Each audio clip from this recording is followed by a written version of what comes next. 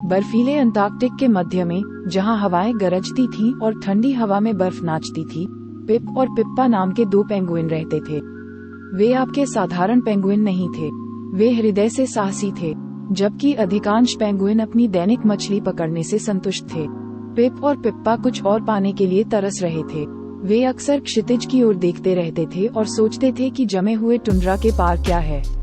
एक सुहानी सुबह, जब सूरज ने आसमान को गुलाबी और नारंगी रंग में रंग दिया, तो दोनों ने फैसला किया कि यह एक महाकाव्य खोज शुरू करने का समय है। उनके लक्ष्य, पौराणिक खोई हुई मछली को खोजने के लिए एक मछली व्हेल जितनी बड़ी और 100 क्रिल जितनी स्वादिष्ट बताई गई है।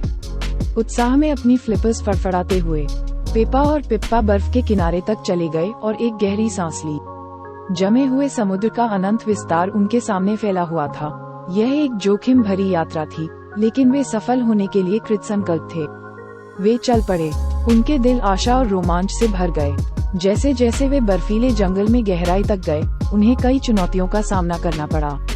जमा देने वाली ठंड ने उनके पंखों को कुतर दिया और अंधा कर देने वाले बर्फीले तूफान ने उन्हें देखना लगभग असंभव बना दिया। लेकिन पिप्पा और पिप्पा आगे बढ़ते रहे, उनका दृढ़ संकल्प अटल रहा। दिन हफ्तों में बदल गए और रास्ते में उनकी मुलाकात जिज्ञासु पात्रों से हुई। वैली द वाइज वारस था, जिसने समुद्री धाराओं के बारे में अपना ज्ञान साझा किया और उन्हें खतरनाक हिमखंडों के बारे में चेतावनी दी। फिर लीला द लॉस्ट अल्बाट्रॉस थी, जिसने दिशा की अपनी गहरी समझ से घने कोहरे के बीच उनका मार्गदर्शन किया। कठिनाइयों के बावजूद पिप्पा और पिप्पा का हौसला बुलंद रहा। उन्होंने अपना साहस बनाए रखने के लिए गाने गाए और रात में चमकदार रोशनी के नीचे बर्फ पर नृत्य किया। वे जीवन भर के साहसिक कार्य पर थे और कोई भी चीज उनके उत्साह को कम नहीं कर सकती थी। एक सर्द सुबह उनकी नजर सीलों की एक बस्ती पर पड़ी। सीलें अपनी कहानी कहने के कौशल के लिए जानी जाती थीं, और जब वे खोई हुई मछली की कहानियां सुनाते थे तो पिप्पा और पिप्पा आश्चर्य से सुनते थे।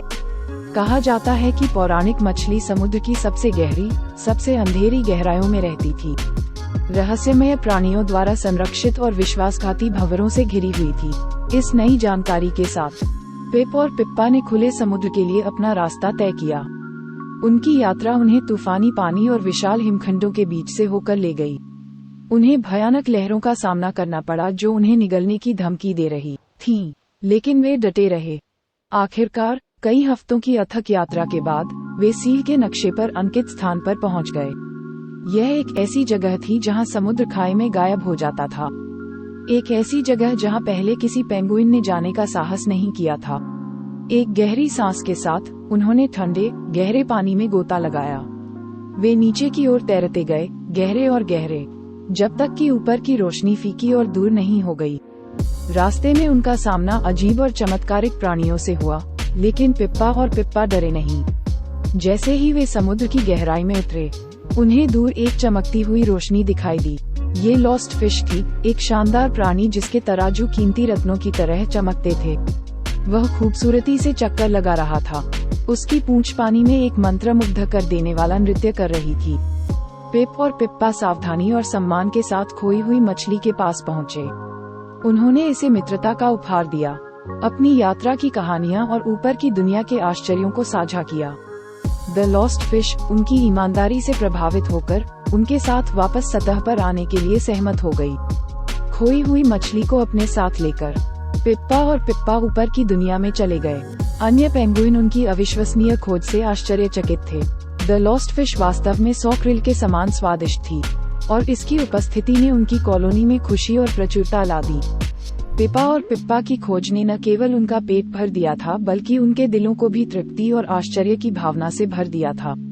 उन्होंने अज्ञात स्थानों पर जाने का साहस किया, साहस के साथ चुनौतियों का सामना किया और अप्रत्याशित स्थानों पर मित्र बनाए। उनके साहसिक कार्य ने उन्हें अपने आप में किंवदंतियों में बदल दिया था, और इसलिए जैसे ही सूरज ने आकाश को एक बार फिर गुलाबी और नारंगी रंग में रंग दिया, पिप्पा और पिप्पा को एहसास हुआ कि सबसे बड़ा खजाना खोई हुई मछली नहीं थी, बल्कि वह यात्रा थी जो उन्होंने एक साथ की थी। उन्हें पता चल गया था कि दुनिया जादू और आश्चर्य से भरी हुई है, जो अपने दिल में रोमांच की भावना वाले लोगों द्वारा खोजे जाने की प्रतीक्षा कर रहे हैं। और जब उन्होंने एक बार फिर क्षितिज की ओर देखा, तो उन्हें पता चला कि उनका अगला साहसिक कार्य बस शुरू होने की प्रतीक्षा कर रहा था। पिप्पा और पिप्पा के लिए अज्ञात की तलाश वास्तव में कभी खत्म नहीं होगी, और यह अपने आप में एक खूबसूरत कहानी थी।